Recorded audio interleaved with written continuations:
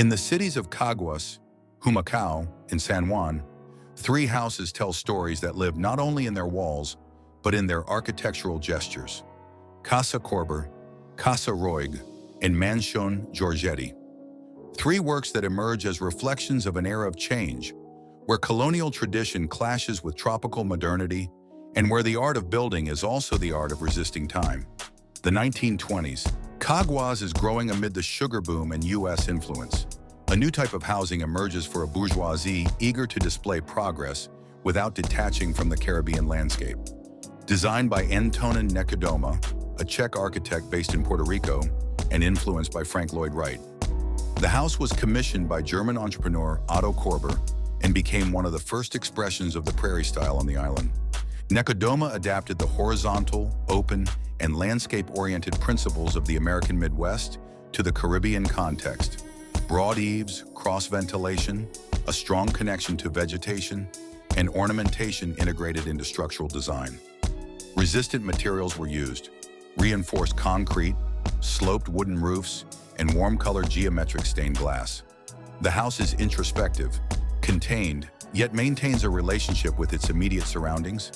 It's designed to inhabit the tropics, not dominate them. Casa Roig Humacao, 1920s, a city defined by the Roig family's sugar mill. Here, residential architecture becomes a symbol of economic power, but also of cultural openness. Commissioned by Antonio Roig, this house was also designed by Nechodoma, further consolidating his vision of a modern, climate-sensitive, and aesthetically integrated architecture. In Casa Roig, the cruciform plan, fragmented volumes, and deep terraces show an evolution of the Prairie Style. Natural ventilation, semi-covered galleries, and the fluid transition between indoor and outdoor spaces reveal a strategically environmental mindset. The furniture was designed by Nechodoma himself, integrating architecture and applied arts. The use of fine woods, decorative latticework, and horizontal compositions reveal harmony between functionality and elegance. It is a modern house, yet deeply Caribbean. Mansion Georgetti, Fernandez Juncos Avenue, Puerto de Tierra, an area that in the early 20th century served as a symbolic border between colonial San Juan and Republican modernity. Here stands the Georgetti Mansion, built around 1910 to 1915 for the prominent Georgetti family of Corsican descent. The house rises as an emblem of social status, absorbing influences from European neoclassicism and the Beaux-Arts style, but reinterpreted through a Creole lens. Its design aspires to represent stability, permanence, and cosmopolitan taste. Corinthian columns, decorative pediments, and ornamental symmetry define the facade. However, the interior incorporates adaptations to the tropics: internal courtyards, large windows, wooden lattices, and high ceilings. The mansion was built with masonry and steel, with finishes in marble, wrought iron, and European stained glass.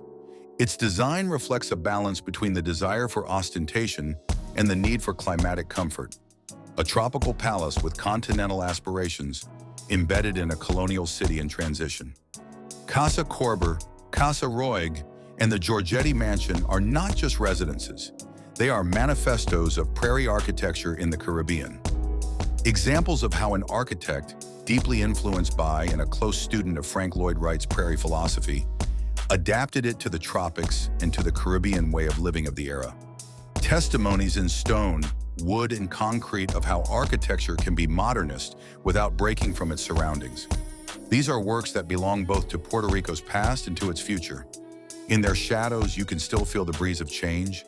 In their walls, you can still hear the echoes of architects who saw beyond their time.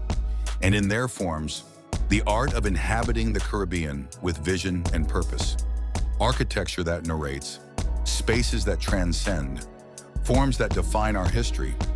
If this journey through three of the Caribbean's most visionary residences inspired you, subscribe to Space, Shape, and Scale for more cinematic stories about architectural turning points, radical designs, and the places where culture changed shape.